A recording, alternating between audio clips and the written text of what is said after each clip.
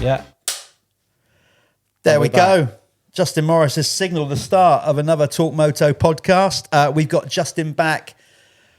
In the previous episode, we talked about Justin's career, but now we're going to talk about what he's up to these days post-racing. Of course, before we get into that, thanks to Talon for doing their thing. Thanks to everybody that supports us. We are looking for some sponsors if anybody fancies it. Absolutely. We think we got a new sponsor coming on board. We can't announce it yet, but it's a deal done, I think. I think it's fair to say, Wobbs, we started this on a bit of a whim. Yeah. We just suddenly threw it out there, say, yeah, let's do it, without any real plan. We said we'd do it for a year, see how it goes, see if it's well received. It appears to be.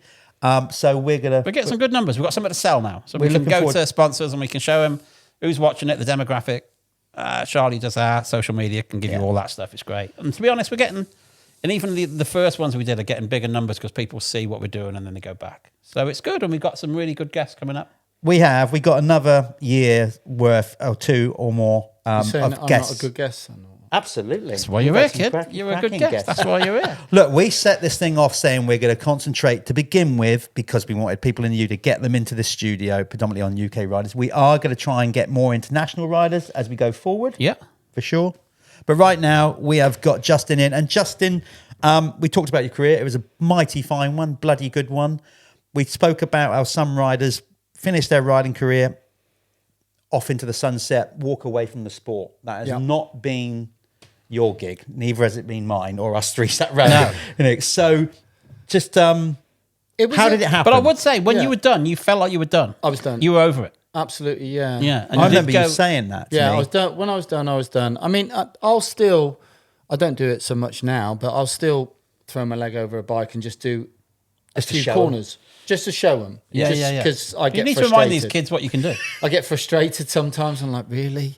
But yeah, no, I will do that. But no, when I was done, I was done. 13 years of racing GPs, and the amount of hours spent on a bike.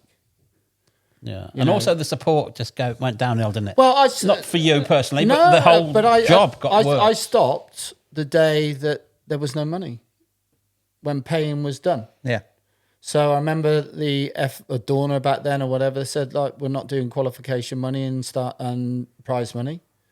So I was like, well, I'm out of here then. Well, yeah, why would you do work for nothing? We all remember that conversation very well. Yeah. You stopped. Easty went off to America I'm to do done. the AMA stuff to put some coin this is my living. Yeah. I'm not here just shits and giggles. No. And you put your neck on the line. Well, why should you do something so dangerous for absolutely fuck all? Yeah. Do you know what I mean? No, exactly. Well, I understand the way that they work it by saying you should get your money from your sponsors and everything else. Yeah, and that's not my job. They're making plenty of bank. That's not my job, I'm afraid, to go and do their work. No, exactly. But also at that point, it's not like you're just starting off, is it? You're a bit long in the tooth at that point. If you were younger, you kind of like... Well, you say long. I quit at 29. Yeah, but what I God, mean that's young, isn't it? It is. What I mean is if you were younger, Yeah. you'd kind of like, well, you're still into it because of the passion and you love doing it. But as you go, obviously, further in your career... Well, you say that, and the amount of kids that I've taught and get to the 16, 17 years of age, and they look at the job now, and they see there's no prospects. No, is it worth the effort? So they got to that age, and honestly, I know so many of them. And Dad's kind of like had enough of funding it. Yeah. They can't see no future in it.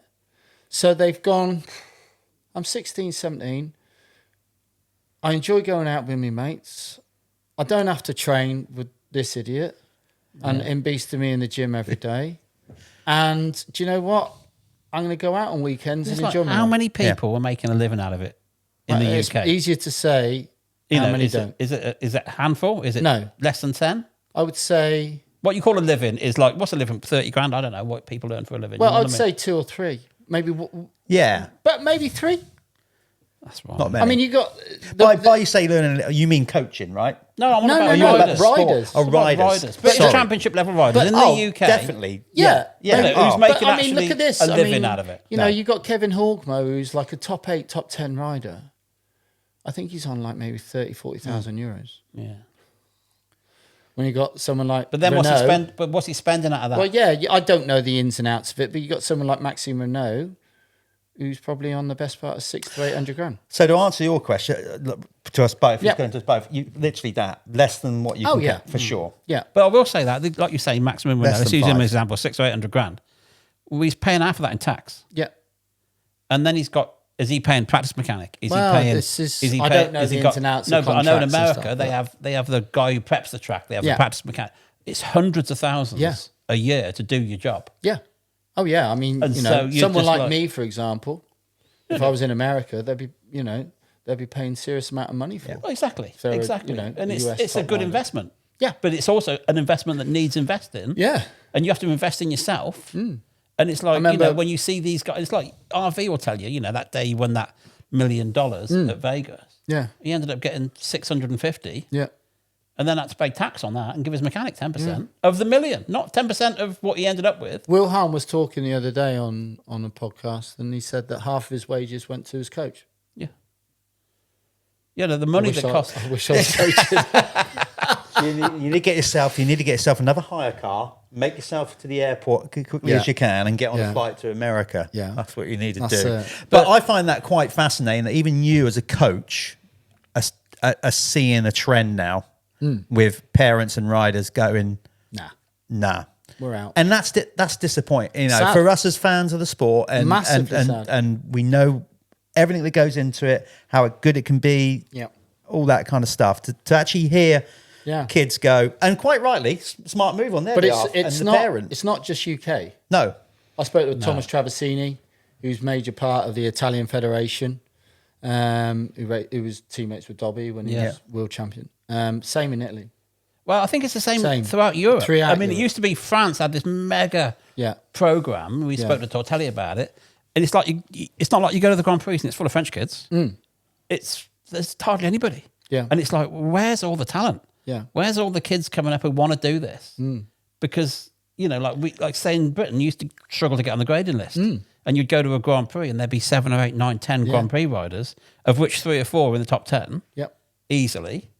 And then you'll be racing against those guys back at British Championship with the 500s and the 250s thrown in, whatever. Well, you were constantly against a lot of guys. Now it seems like there's so many domestic championships. Like I said previously, when they called it the World Youth Finals at Ellsworth, but second was Frederic Bollet, and I carried on racing with him my whole career. Yeah, coming to the UK. Well, now wouldn't know many. And Coyote was there that weekend. Yeah. So how, genuinely, how do you feel about that? Is that a problem at the top of the pyramid, regards of how the GPs are structured, or is it because we're not getting enough grassroots? Or is it a combination what I'm saying, of both? I'm not trying to butt in because I get accused of that a lot. It seems like racing isn't as desirable as it used to be, but practice tracks are rammed.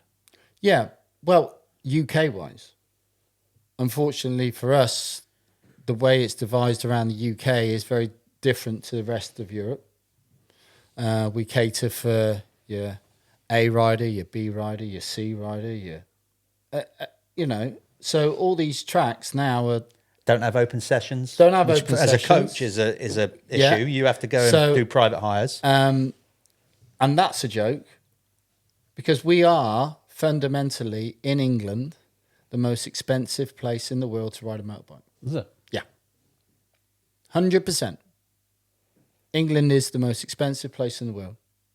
It's true, isn't it? You go down to obviously across the water, go to Holland. I can go and rent €15. Yeah, 15 euros to go around Lommel where they race the Grand Prix. All right, so I can go and rent a track in Holland for €300-400. Yeah, and we just got into this COVID frenzy here. Yeah. That everybody who had a stubble field or had a track or whatever, and they could manage to get it open over COVID, just went, you know what, fuck it, 50 quid. And everyone went, yeah, all right. Yeah. And now they have stopped. It's not coming down. And now it's like 700, 800, 900 quid to go and rent a track. Is it? So how the hell are we going to make these kids to the point of where they're going to move on and go? Because, it's a case of the parents can't afford to do this and this and this. Coaches then become, a premium, if you like, but then... your costs have to go up. But there are, unfortunately, coaches who do it for absolute pittance, who claim they're coaches, but they're coaches for nothing. You get you pay peanuts, you get monkeys. Yeah, you get what you pay for. So, you are a real uphill struggle. And how you fix that, I don't know. I've been speaking with Paul Irwin, and we're doing stuff with the British Championship, and I'm getting. There is light at the end of the tunnel with Paul. Paul's going to do a good job massively, and I've offered my services there with him, and I think we're going to, work together and do stuff for next year, and youth academies again, which I used to be a head of at the ACU. Yeah, we used to get some amazing results back then. I mean, like in the UK, we've got the Arena Cross series, which is ace. We've got a lot of opportunity. Yeah, but we've got a lot of people as well. Yeah. There's a lot of youth out there. There's a lot of autos out there. I want to get more involved with that, really, if I'm honest, regarding that, because it's about how you structure them to move forward to become the next Tommy Searle. Yeah. I mean, I spoke to Dave Garland yesterday. He said they've sold 300 of those Revy things. Yeah. And there's no more now till Christmas. No. After Christmas. So obviously the grassroots. The grassroots is there. Obviously the strength is there, but do they get disorientated? Well, they just get guided massively in the wrong direction. Yeah, and I think over the last number of years, decades or more, it's just kind of become so fragmented. It now more than ever, with the change of guard, if you want to call it that, a new ACU, and I'm calling out the ACU here because basically, they are the one that our government recognise as our motorcycle federation, so they have a degree of accountability. Of course, over the we got others, NORA and AMCA and all that stuff. But it does feel like you just said you've been speaking to Paul that maybe there is, and I don't want to get my hopes up too much because they come crashing down, and I know you feel the same, but I just want to. How far do we go before we go past the point of no return? And I feel we're right on the precipice of that. Like, we've got to get it back on track. Honestly, it's scary. It's really scary for the future of English motocross. Yeah, it really is. And like I say, there's so many people out there wanting to, rip money out of people's hands in so many different directions. And to do it correctly, you have to have a good past of going in the right direction. Yeah. And a lot of people think they know what they're doing, but they have no idea. Absolutely no idea. And I can sit here firsthand and just, my biggest success for all of my coaching career has always been with Conrad Muse. I started with him when he was 7, and we didn't care too much to do much in England. We knew where the bigger picture was in Europe. That lad lived with me, literally in my house for years. And I taught him, and we went on a journey, really. And it was an amazing journey to the point where he was world champion on an 85. And you were there that weekend. But he was amazing. But he was only amazing because we plotted the route out correctly. But to plot the route out correctly, I had to take responsibility for that because I was only coaching him. Yeah. So I had to make all the deciding choices for where we're going. But one of those choices, like you've highlighted, was to distance yourself to a degree from concentrating on racing in the UK. Yep. And that's a sad indictment, it really isn't it? is. But going back to what we said in our first episode, talking together, when we had such a strong domestic scene when we were coming up, and then it just seemed to fly off through the cracks in the door, and we haven't seen it come back. I don't think COVID's helped. No, I don't think COVID helped because, but like you say, it's not just a British problem. No, it seems to be across the board. Maybe not America, or maybe that's not fair. But they do have a real influx of funding.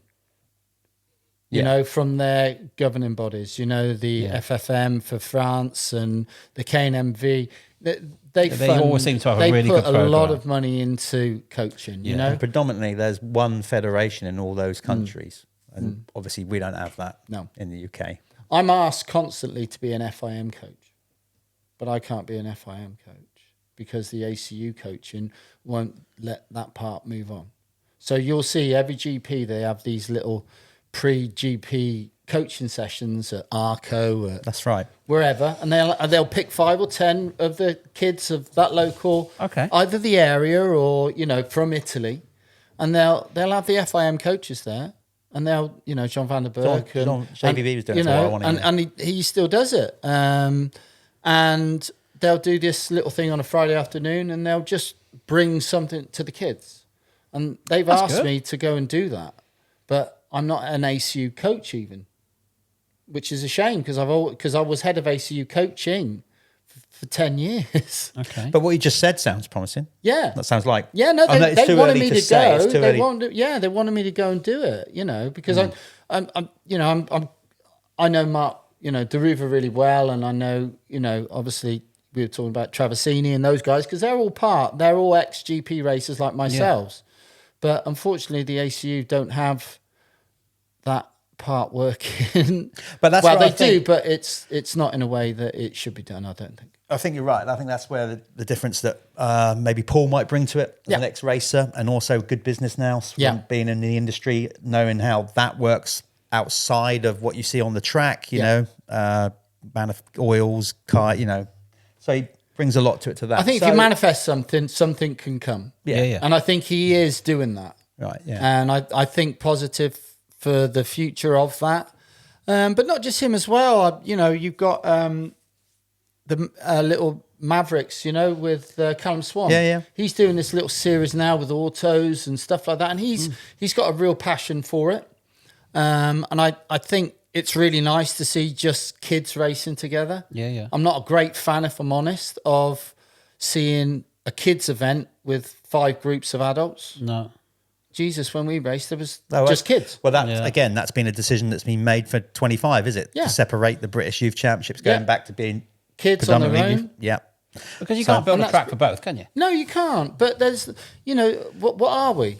Are we a kids racing here, or are we just adults? Or I just don't believe there's that crossover. There's really a clear divide in a lot of the other adults don't want to countries. ride with the kids, and the kids don't want to ride with the adults. It doesn't work in the States either. They don't do that there. I mean, they do in America. They do amateur day, which is a tamed down version of the pro day, to get a load of entries in and obviously pay the bills. Yeah, I mean, I get that. Yeah, there's a clear divide in a lot of countries, particularly America. You're an amateur, you go to the Loretta Lynn's, you do what you do in your final year there, and then you literally a week later in that 250 class, whatever, you're moving into you're straight at whatever race follows. Mind you, they have been. No, I know. It's not a surprise. Those kids have been groomed from 7 or 8 years old. You Wyndhams and you Ezra Lusks and all that. I mean, it's no surprise when they go pro. It is what they're doing. It's a program. Well, like I say, I was part of that when I was racing over there with them. Exactly. But there's still a clear, you know the difference between a youth and amateur event and a pro event. That's the point I'm trying to make. What about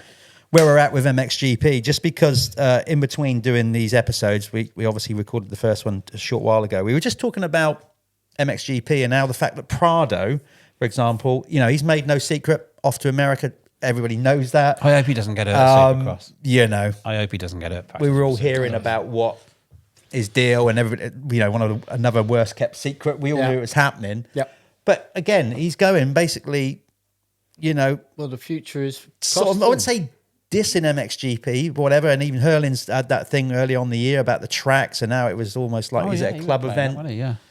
Where's your opinion? Where that's at? Because you said just a minute ago, you stopped the minute they said there was no prize money. You'll stop, and here we are.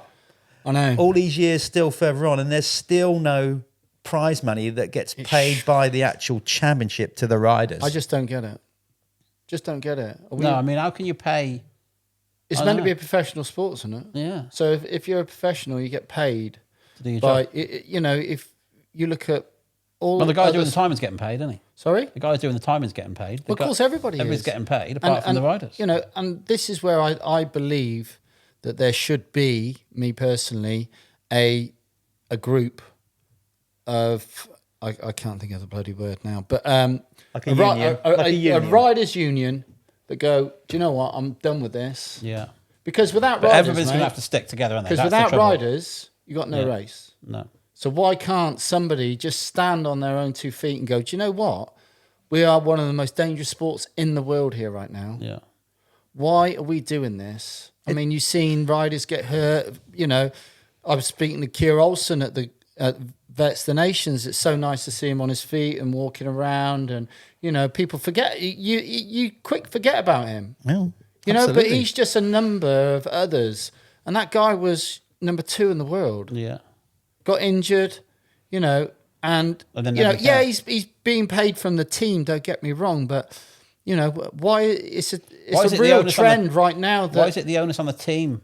well, that's what I mean. I mean, like the team needs to pay the riders as well. but You'd imagine. come on, I mean, you know, my day of racing and yours, I could be a young kid rocking up at a Grand Prix, trying my hand at qualifying for a Grand Prix. That 1,000 Swiss francs was important. 1,200 Swiss francs that was, 1,250. Oh, gone up since my day.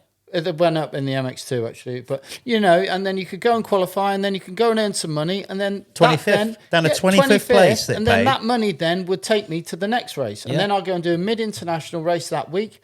Before you know it, by the time I got up to, you know, top 10 in the world in MX2, you earned some serious ass money. Yeah, No, you should be. I'd kind of Yeah, understand yeah. it. I'd understand it a bit more if that was the global look at it. But that is the classic difference between MXGP and AMA. AMA are still paying out pretty hefty prize purse. think? A Does long. it? I don't think it's a lot. Yeah, but it's more than what they do in GPs. They get Yes. zero.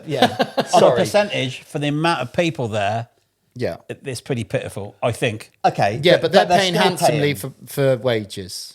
You know, Yeah. Yeah, well, they are. Cinderella, what was his last paycheck? It was 3 million or something. 3 million, I think. No, 8 million, wasn't it? He put out, wasn't it? But you know, whatever get paid it is, strong- I they mean, get paid strong those money. boys are earning good money.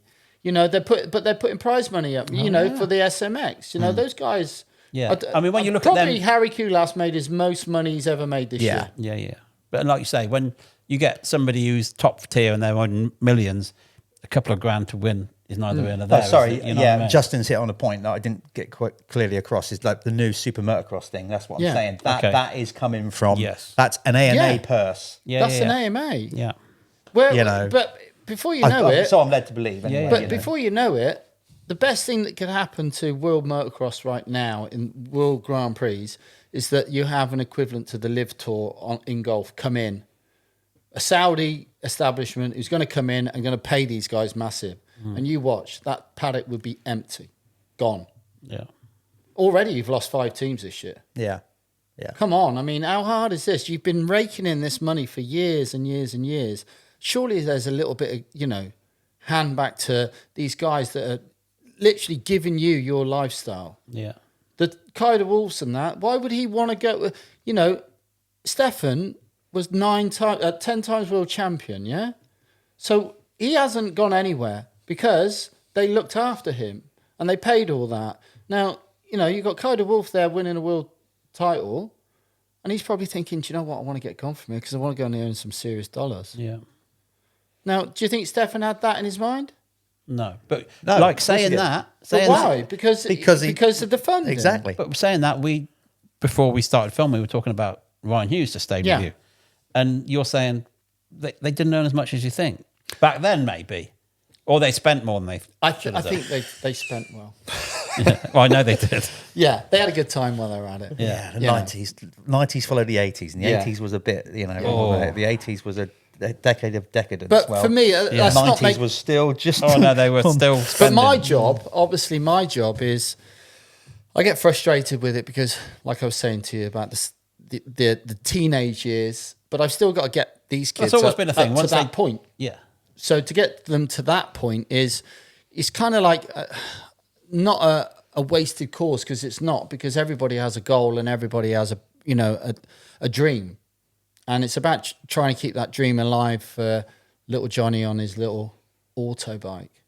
And my job is to bring that energy and all of that and keep that working, because hopefully by that point things might have changed in some way, shape or form, and there might be more to come from, you know, different championships, you know, kids championships, you know, British championship, all of these different things. And hopefully, you know, if you keep throwing mud at something's going to stick. Yeah. And I think that's where you've got Well, to the go British with this this year, right haven't they now. got good entries this year because they've dropped Yeah. Massive, they've, yeah. They've either dropped the entry fee 25, or sorry. Yeah. or reduced Yeah, it. I don't know Yeah, I was speaking exactly. to Paul, yeah, and he's No, they really dropped it. Yeah, There's no dropped registration it. fee. No. Oh, man. So, but you know, and I'm not talking bad on the British side of things or anything, because it's where where I am. But you know, you go to Holland, for example, and you go to the Dutch Masters. That's €35 to enter for the day. Yeah. So, yeah. Yes, big difference. But saying I that, don't know. as a promoter, the costs to put it on are through the roof. Yeah. You know, like security just seems to charge what they Yeah. want. You know what I mean? Yeah. And like for our one event, bins 20 grand, toilets 20 grand, security 25 grand. But I You're think just they like, have the costs as well. I mean, fuel out. still costs as much over in Holland as it does in England. Yeah. You know, all of these things. But then again, I will say, over here, for example, all the diggers, all the generators, all on white diesel. You're like, where's that fair? Yeah. Because it's not agricultural, can't use red. No. No, a lot of red tape legislation has come in the UK over the last 20 years that's made the job of running any event. Oh my God, the the costs. And also the health and safety. Every time, because now... good old health and safety. No, but everything's litigious. And if you don't do it right, you get sued. Yeah. Or you lose your house. And who wants to do that? I know. So you got to do the right thing. You do, yeah. Come on, Jeff. Going back to the coaching. No, I'm just going back to... So with what we just spoke about in mind, how do you engage in a conversation with the parent? Like, say if somebody comes to you to coach them, new client, as it were, do you have that conversation with the parent or does it just grow organically and you wait for them to address it? Because obviously, like you say, you don't want to piss on somebody's dreams and party. No. But you've also got to have a dose of reality, because we do as a generational thing now called snowflakes or whatever it is, politically correct. Everybody's wrapping kids in cotton wool, and that's not how life is. No, it's not. The beauty of, for me personally, I see it from all sides of the coin. So for me, to have kids on bikes is amazing, because that's one less kid on the street causing havoc, and that's getting more. But don't you think that's that? I think you go to the practice tracks, they're rammed. So I don't think getting the kids on the bikes is an issue. No, but getting them to race is a problem. Well, no. I mean, like say it's busy, but to have kids ride in is great. Yeah, get them off the computer screens. Exactly that. Regarding my side of coaching, it's really odd. It's really odd, because I'm regarded, and a lot of people think of me as quite a tough coach. I don't sugarcoat anything really. And then a lot of them parents say, well, I don't want him to come coaching with you because I want him to have fun with so-and-so. So we're going to go with that coach, and they can all have fun over there. Yeah, but then you get to a weekend. Just the disgruntlement in his face when he said that. Carry on. You get to a weekend, and then the old man's going absolute batshit crazy at the kid because he's not doing good enough. And you go, hold on a minute. He's having fun. He's having fun here. Well, you're not having fun. He's definitely not having fun now. So I've got a way of coaching which is, in my eyes, bang on. You've done it for a while now, haven't you? I've done it for 22 years. Yeah, so you kind of got the hang of it. Do you know what I mean? And I teach the best kids, and I've had 60, 70 British champions and world champions and accolades beyond all belief. But I believe when you're coaching, it's a dangerous sport and it should be bloody serious. Also, if you're going to be a coach in any walk of life, you've got to have that assurance and self-confidence and believe yourself. Because if you're not believing what you're telling them and you're not true to yourself, then that's not going to portray, is it? Well, I always say to the kids, there's not a question yet that I've never been able to answer for coaching. So I'm not about... You see, the one thing that you can't teach is speed. A kid, if he wants to go quick, he's always going to go quick. But what he can teach is the best way to get to that point. Now, to get to that point, it's, like I teach Brad Anderson's lad, and Brad's one of our best lads and all the rest of it. But he openly says, my technique was absolutely shocking. He said, but teach Vinny the best way to do it. It's like a lot of people, you can train hard but do the wrong thing, you may as well not do it. Well, that's it. So, but a lot of coaches out there, they're all about speed.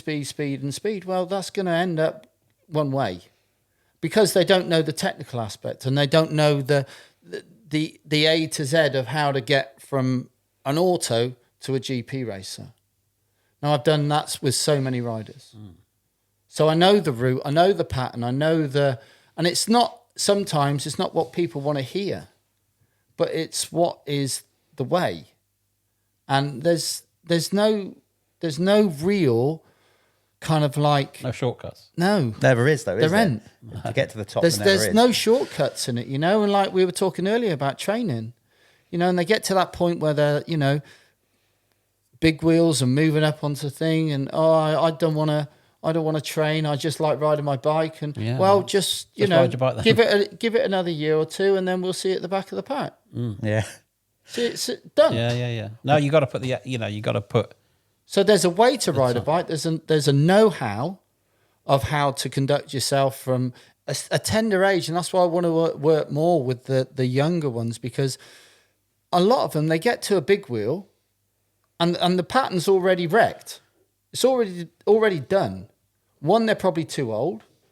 Two, they're probably too big. And three, they've not evolved themselves with the right group of people. So you're now trying to put a round peg in a square hole. All those things you mentioned in that one sentence, that's something that obviously, again, going forward, we need to address, because in the UK, we're not aligned with a lot of it. Oh, heck. You know, with regard to the age categories. So far away. Kids but I'm moving not a up on. I'm not a coach that wants to win championships. There's loads out there and go, oh, well done. You've won another championship. You're a great coach. No, well, we can all go and do that and just keep Johnny down on a big wheel with a big frame and all the rest of it. When he's this high and this bike's this big, just stick him up on a bigger bike and let's keep moving. The end goal. Go into that. Do you think, with the way that the industry have dropped, like the two-stroke stuff, I know I'm a two-stroke guy, but the kids are jumping on the 250F. It's way too early. Way too early. They need that 125 full size. 100% all day long. And hardest bike in the world to ride is a 125. Yeah, underpowered. They're all underpowered, aren't they? But you know, the look best at me. I racing race 125 GPs, and I'm 6'3". Best racing you've ever seen. Best in the world, but it's universal. You see MotoGP, best racing of the whole Smaller weekend. Categories. It's the smaller categories. Yeah, because you have to be because it's absolutely perfection. Yeah. You So got get all your gear changes correct. Absolutely. Momentum, roll speed. You got a like I'm telling him. You get a 450, you can make a mistake and you're back up to speed very quickly. When we're out in Spain this year in the winter, the Coonan brothers are there. They spend all day on 125s around Redtons. Flat out on 125s because they have to be perfect. Yeah. So people forget about this whole, let's get onto a 250F. No, just think stay they on do a that 125 for a good couple of years and just learn how to ride that bike amazing. Yeah. But that then comes down to skill, technique. You know, so many kids I watch, and they're some of the best kids in the country, and their technique is absolutely like, my life. Like you said, it's the long game. Yeah. If you want the short game, whatever. But if you want to get to the very top, you've got to have a plan and stick to it. Tell me this: what's harder? Who's harder, educating the kid or the parent? There's a fine line there. I think the education to the kid comes from the parent, but all parents get in a paddock and they all talk. Do they? Yeah. You noticed that? And generally, there's always an expert in the beer tent. Oh, mate. And the problem is that they all talk generally about what somebody else is doing, not what's right. So they all, they're like sheep. So-and-so's doing this, so we'll just do that then. Or, and you all end up being a little bit of a, you're either up 1 minute or down the next minute. And, he's a... I can't say. Seems like everybody's in a hurry. Though, they go for the short fix, won't they? Of course, they won't endure it and stick with it with the end goal. Yeah. If they don't see results in and this is mainly probably more parents and kids because kids don't realise even what's going on half the time, regards to their own education and what they're taking in. But if they're not getting the results quick enough, and they're the ones paying, because we're out of there. Yeah, let's go and try him. Do you know? Let's go and try him. Yeah. Well, do you know the beauty of it? Fix. When Rhino was with me last week. He was ace because he said, parents, please, just don't sit in the van. Yeah. Don't sit in the van, for heaven's sakes. Come round and listen, because when I'm not here this weekend, then you can now make notes, do whatever. So Callum Swan was there, and he recorded every single thing that me and Rhino said that day. Yeah. So, you've got that as a reference point to work with your lad when you're at the track or if you're not with a coach. And it's so true because the parents just go off and they leave little Johnny there to listen to us. On the phone. He's there with his bag of chips in his hand or his lolly, or he's looking the other way. And it's like you're talking literally to, you don't know who's taking this in like. Well, if you putting that into perspective, it's like, obviously your kids go to school, you go to school and they get educated at school. This is different because then you're effectively at the weekend then taking them to class, aren't you? You are. Yeah. But all of a sudden, this is the teacher's not there, but non-religious, and you've got to do the bit. You've got to step and up, if you're not up to speed with what they're being taught, well, this is it. You know, there's and no report, is there? I don't write a report at the end of the that's day. where tension do I? builds, doesn't Johnny it? could do better. Yeah. Concentration.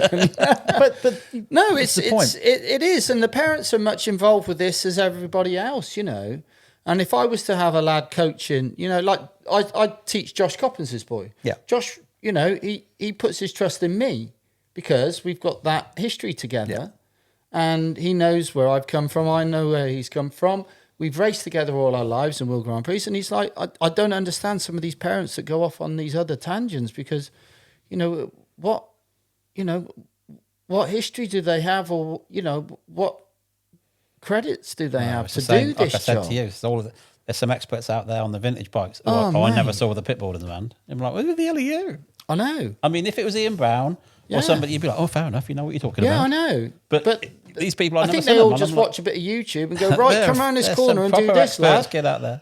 But that goes back to what we said in the previous episode about just experience. You can't, so you can't buy that. Obviously, you can if you're a parent buying into, because you've got that experience. Yeah. That's the point we're trying to make. Yeah.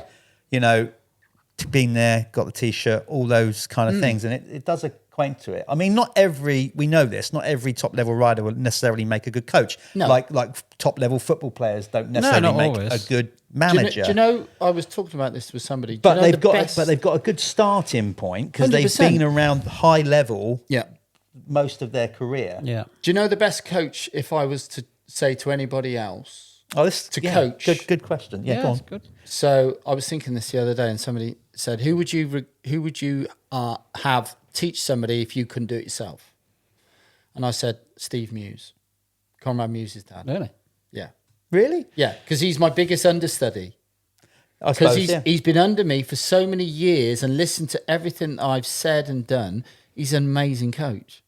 He's just ended up. So you're right in what you're saying. You don't have to be the best racer, but he's been with me through the whole thing, and he still is. He's been to GP paddocks. He's been to European paddocks. He's been to the kids and he was a listener. Steve was a listener. He was very, very good with Conrad and very firm. And he's a top coach. You think about that actually rings true. Again, Makes using sense. an analogy with football managers, you think of there's so many good football managers that have been understudied to a brilliant manager before them.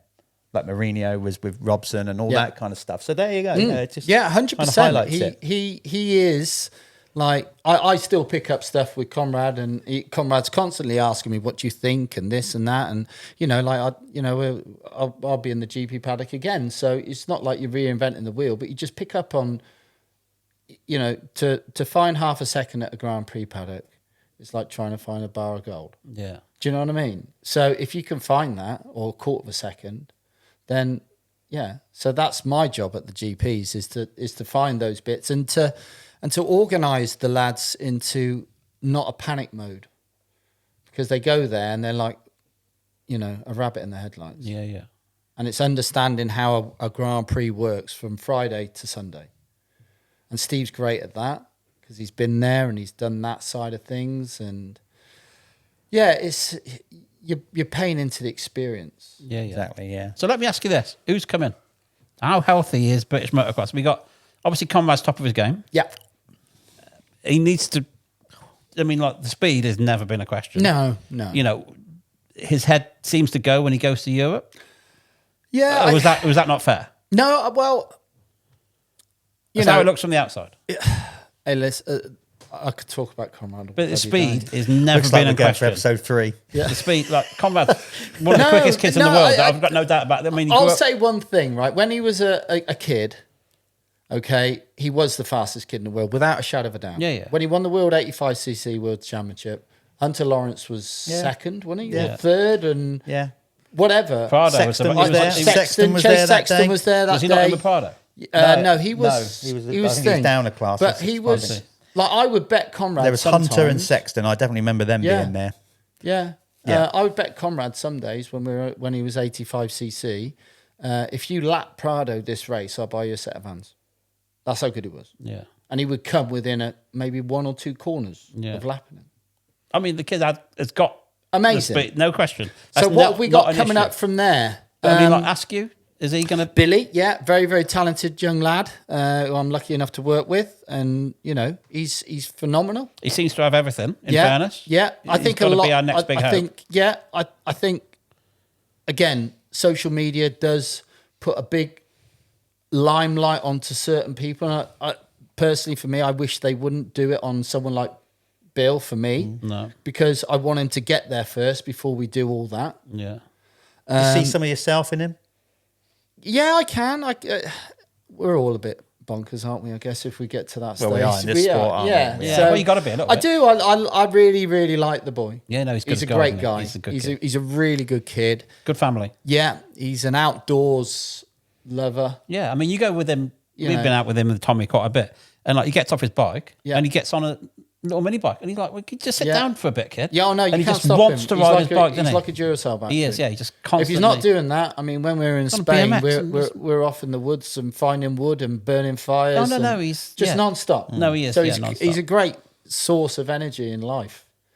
So yeah, very, very good. And you know, this year I think 25 will be a big year. Obviously, they're changing bikes and stuff like that. I don't know if we can say that right now. Not just yet. It's probably by the time been, this comes out, by the time this comes out, it could have been. but we announced. can't. but better not. But well, I in didn't case say there's some that. I complications. didn't say the brand, did I? No, you didn't. I've already had my crossings with them. I don't want to get any more trouble. Okay, well, I think they're changing. I think they're changing brands. Moving on. So, who else we got coming up? Jamie Keith's a great rider. Yeah. I used to have a lot of work with him. I'd like to have seen him on a bigger bike a bit earlier. How old's he? 16-ish, 17. No, I think he's 17. Closer to 18 than he is 17. Is he? I think so. I don't know. I used to work with him when he was a little bit younger, and then he left. But again, you know, talking about staying in classes too long. Yeah. It depends on what your goal is. If your goal is to go and race GPs, you've got to be in EMX 125 at 14. You see with Townley's lad. Well, way before that. Yeah. Well, Robson, all of them. all of them. us. But he's made a big move, hasn't he? Townley's lad. I mean, Townley, to move from but I at was that age speaking to to move Ben. from New Zealand is a Yeah. big deal. And So, I know but Ben's he's got all the 14, and that was Ben's his got first all the race. connections in the world. So it's Yeah. not, you know, it's not like he's into a But that complete shows unknown. kind of like where some commitment. Ben's mentality and work ethic is. When he understands what he's doing. He knows what he's got to be doing. That was his first race at Matley on a 125. Yeah, it was. Straight up. Yeah. Straight up first race. First competitive. First competitive, in proper national. downright, let's go for it race. Around Matley. And then bang. So that shows Yeah, okay, the where kid's got the Ben manage. Townley's work ethic is. And like we're talking Yeah. about, pedigree and development. That's why I have the RDP, the Rider Development Program. That's what it stands for. Yeah. And I want to develop riders, not just for now, but for there. And we can, but there's a module to put in place. And I'm really looking forward to, you know, with Paul and trying to get that with the ACU and stuff. And I think it's there. We've got a massive There's a big kids. opportunity now. There's great opportunities, but it has to be really, really put together well. And that will With help. a good group of people. And that will help you as a coach, won't it? Because Massive. you can do what you can do, but if the actual structure of the sport is in the UK, it's going to make your job just that little bit easier, isn't it? Yeah. It does. That's the thing. And the problem is if you're fighting an uphill battle from the get-go, like say, if you're trying to rescue something that really you there's no rescuing, if you like, where we're talking that's where they want to go, but we haven't bridged those gaps, this, there, and there, and you're trying to go from that to that. Let's talk about how can we do that, right? like the ages that we talk about.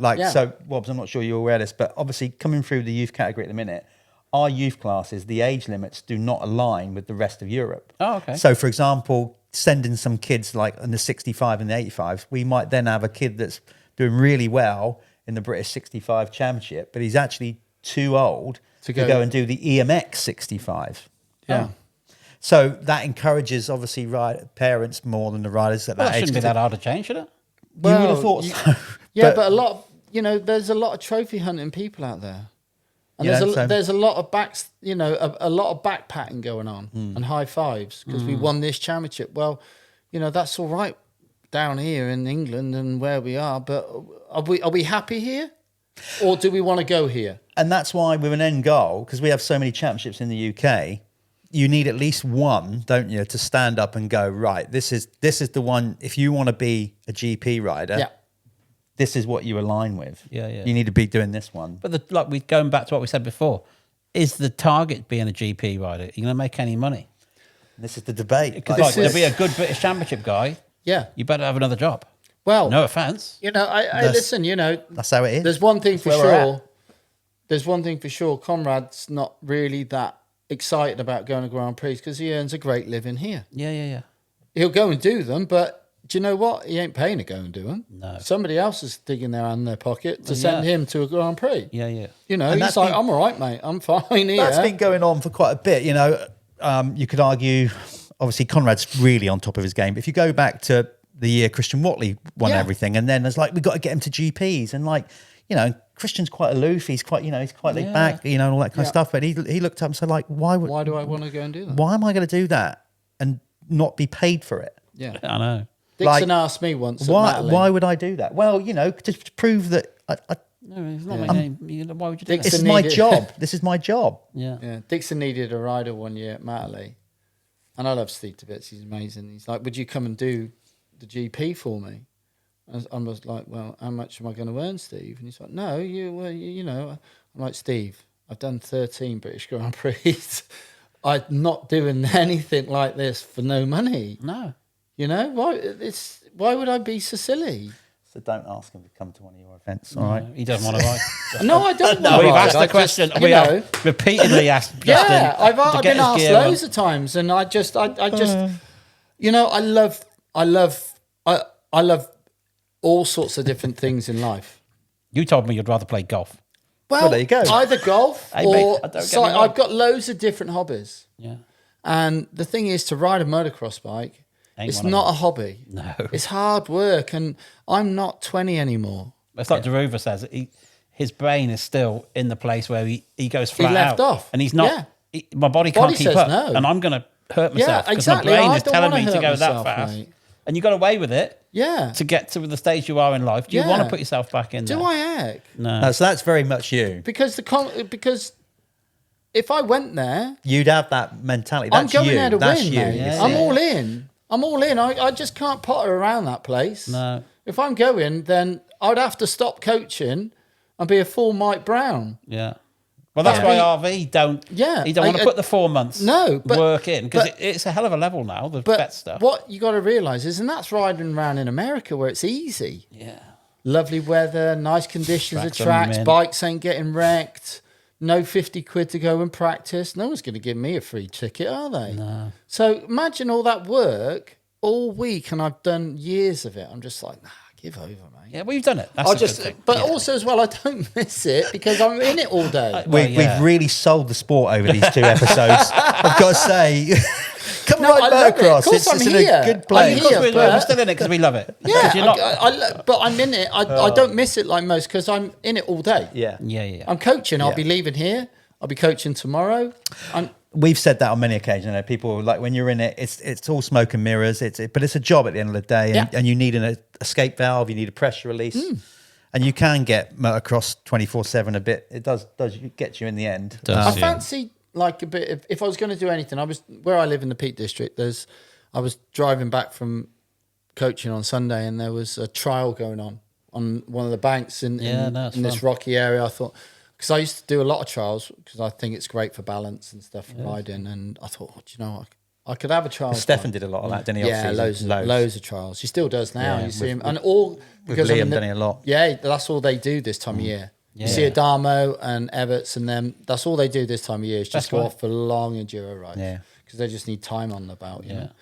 But I would do that. I would maybe do a bit of green lane. See, Mark Banks is doing trials now. I see that. Mark, But Paul still, Bicker's having a little go. But still, if I went out on a track, I might as well have a massive massive target on my back because somebody would want to take me out. Yeah. Well, somebody's going to want to. It was like the same when we had like Jean-Michel Bale. Justin Morris is a fucking coach. I'll just rip the arse out of him. Exactly. I'm like, cheers, but mate. you couldn't have done back in the day. You know what I mean? No, exactly. But that's what they want to say. It's true. So why do I want to put myself in that firing line? All right, okay, you've told me now. I don't need to be told. All right, yeah, I've heard Stop that again. asking him. Yeah. I won't ask you again. That's tracks. I'm intrigued by tracks. You know, since we spoke about it when we raced in episode 1, you know, we was talking about certain tracks where we're at. What's your opinion on the modern day motocross? Because they have evolved. Yeah. You know, and have you had to change in the wrong way? Yeah. Have you? So you have you had to change? Jumpy. Awful. Yeah. Yeah. I was talking about this the other day actually regarding a track that was a great track and now, in my opinion, it's a piece of shit. Oh, well, hold on. All right. Can we have a guess? Yeah, go on. Okay, let's narrow it down. Is it a British track? No. Oh, bugger. No.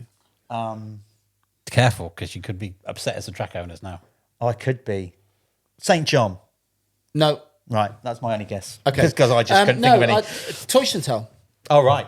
Toyshentel. Yeah. When Looks I ace, was, doesn't it? huh? Looks ace. Well, Spectators must be great. The problem is with Toyshentel, when we rode there back in the 90s, you could actually go from a corner to a corner and actually go in a straight line and go fast. Actually make some speed up. Now, there's not... I was there this year, and I'd love to know the average kilometres per hour, what these guys are actually doing.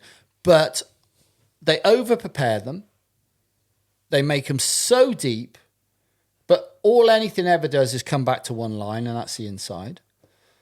They put so much technical stuff in the thing that they don't get any pace to then out accelerate anybody. It's the timing section, and then they can't outbrake anybody. Yeah. And Toyshentel, for me, I was just there this year, and I'm just like, oh my God, like where are we going with this sport? So elaborate a bit more on that. By that, I'm guessing you mean, for example, if you litter a track with a load of tabletops, for the best part, the objective is to hit the downside. Yeah. So everybody's almost got to do it at the same speed. Is that what it's you're like a timing section? Yeah, a timing section, you've got to go a certain time, a certain speed through it to get it right. Well, where's the fun in all going the same speed? Yeah, but what, you know, say use a lot of the US national tracks.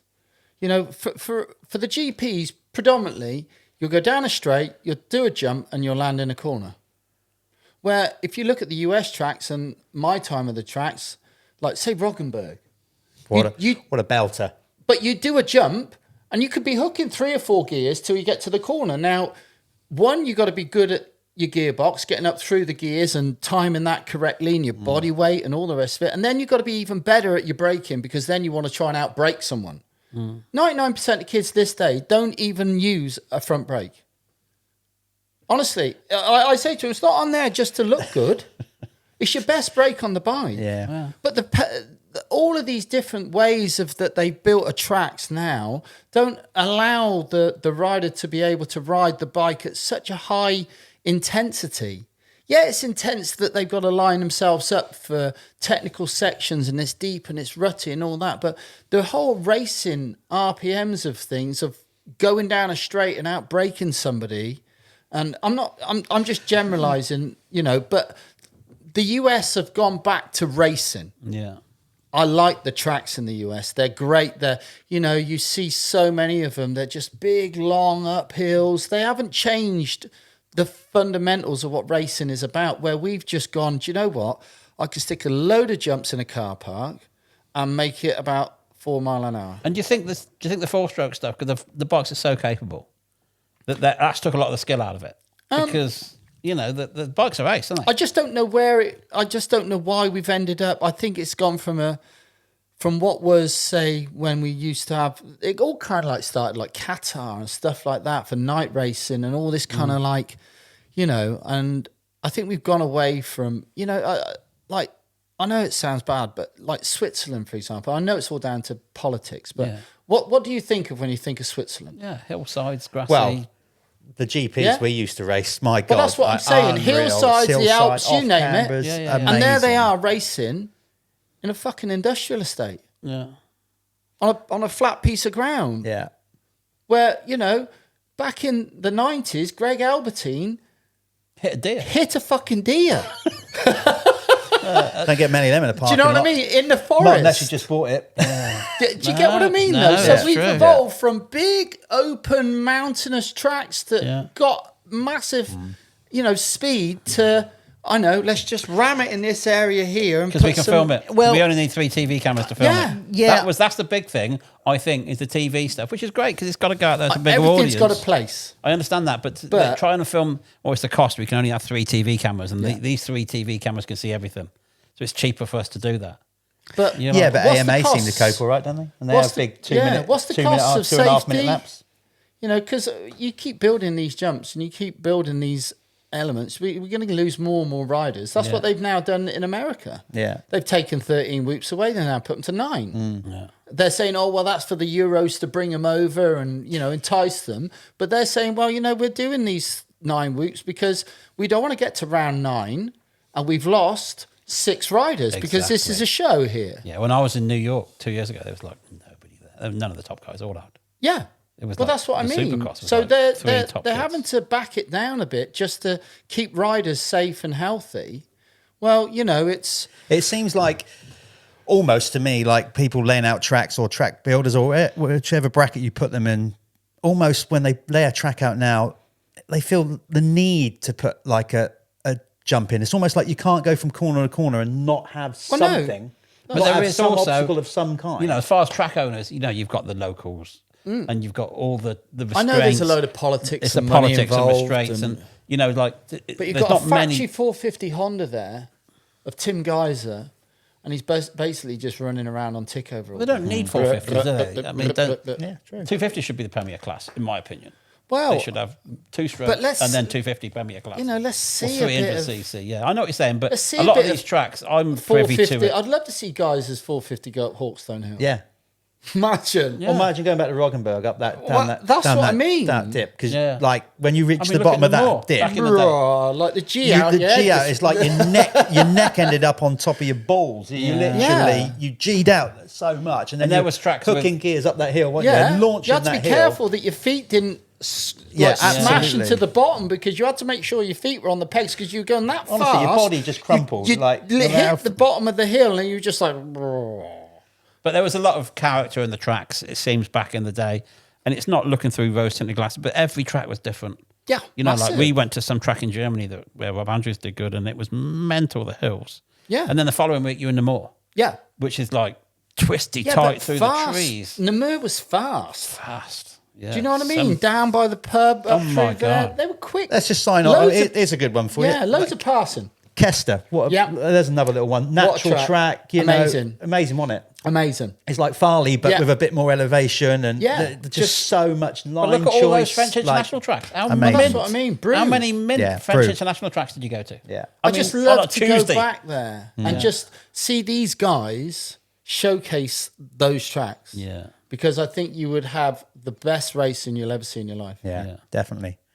Well, look, we could talk for another hour. We've done I 2 know. with Justin. Maybe we need to get him back in for the Conrad Muse special. I Just think we should. Maybe we should get Justin and Conrad on the couch. Yeah, no, that would be good. Maybe get Justin and some of his riders in. It's a pleasure catching up with you, mate. No, thank you. Well done on a fantastic career. Thank you. I was there for the best part of it. Thank you. So there's Justin. By all means, go on. Yeah. Shameless plug. Let's Justin do one. Morris, MX Training. And like I say, a lot of people pigeonhole me thinking that I only work with top pro riders, which I don't want to be that, but I want to bring the babies up. I want to bring the brand new up and coming kids all the way through. And hopefully we're going to start doing that with the British Championship and bits and bobs. And yeah, so if you're an aspiring young 5-year-old wanted to touch on a career in motocross. I wouldn't joke. They're probably on their phone at 5. Yeah, they are 100%. Then, I want to get involved with your life. There you go. Oh, He's fair play. available. And Wobbs, you've got some pitching to do. Yeah, we got like the events have all been announced now. Well, not all. We got a little. Well, I'm not saying that. Fox Hill, the biggie, 21st, 24th of August. I'm looking over there because I have to remind myself of the dates, even though it's already happening. Spectator tickets come out mid-November, so that's a nice Christmas present. Should you want to give it to the man in your life? That's next week. Entries, Or woman in your life. a couple of weeks. Entries first weekend of December as always. So good luck getting those. They've been pretty hard to get entries up until now, but hopefully we carry on with that thing. Farley, again, 13th, 14th September. It's going to be good. Entries don't open until February on that, so I wouldn't lose too much sleep. And then talking about Christmas presents, if you want to get the man in your life the perfect gift. Oh yeah, I do have Titanium vouchers. T-bars. I have You've got vouchers. vouchers. He's got vouchers. You've got vouchers. I got T-bars. Give him to that's the bloke who you want. Trust me. That's what he wants. He don't want socks and all that other stuff. And any bloke who gives it, I don't want nothing. Trust me. He wants titanium T-bars in his life. Yeah. Give him something that he's actually going to smile about Christmas morning. I've got nothing to sell. Oh no, I suppose I could sell Arena Cross. There you go. It's not my thing, but I'm going to be at it. Arena Cross is going to be mint. I'm Arena looking Cross forward to it. It's going to be great. good for Got next some big year. Names, So yeah, and we've already got some big names signed up for Foxhill, and you can't And without go. you guys, to be fair, You can't go without early. you promoters and doing this, Matt Bates and yourselves and Dixon, you know what I mean? Without need to you get guys Steve going on. out on a whim and doing these things, scary, then kid. you're keeping It's us going, mate. Scary. I know. It's so scary. People think it's Steve, you're just mate, I thought he raking was them. gonna- I mean, I don't know. When I saw him at the donations, I thought, Mate, he you doesn't don't- show much emotion, Mate, Steve. the risks are off the scale. It's just Guys were like, dropping down in It's a front of us. high-end and game. everybody's telling you how easy it is, and I'm thinking, you ever go there? No. I tell people, listen, you think it's easy? Get yourself a calendar, pick a date, and then think, oh, I think I'll go to that track, and then go and speak to whoever owns that track or has got the lease or whatever. Have a deal with them. Then you can spend $100,000 promoting it. Yeah. I was See, in the see how big your balls are. I was 'Cause in it the ain't tent that on much fun. Saturday night with Dixon, and the council were even in with him on Saturday Yeah. night. Oh, yeah. Even then, Clipboards, we have it and all I'm the time. just like, Land agents, you just council. see, you know, oh my God. you guys just see the event, you know, and they're trying behind to the shut scenes. you down. They want to shut So you down. make it count when you come to that event. Yeah. There you go, because all the hard work goes off. So get to that, VMXDN next year. Mexican Foxhill, yeah, end of August. 21st, Get coaching with 24th. Justin. Come to an Arena Cross.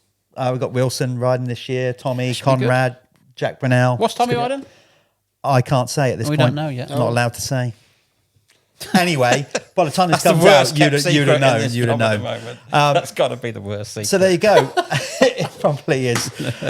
Once again, listen, thanks for tuning in. You can find us on Spotify and Apple, of course, on YouTube as well. We'll be back for more this side of Christmas. And if there's anybody you'd like to see us talk to, stick it Yeah. in the comments. We may ignore it, but we may not. Depends if they're dicks, to be honest. We're not getting anybody on who we don't like.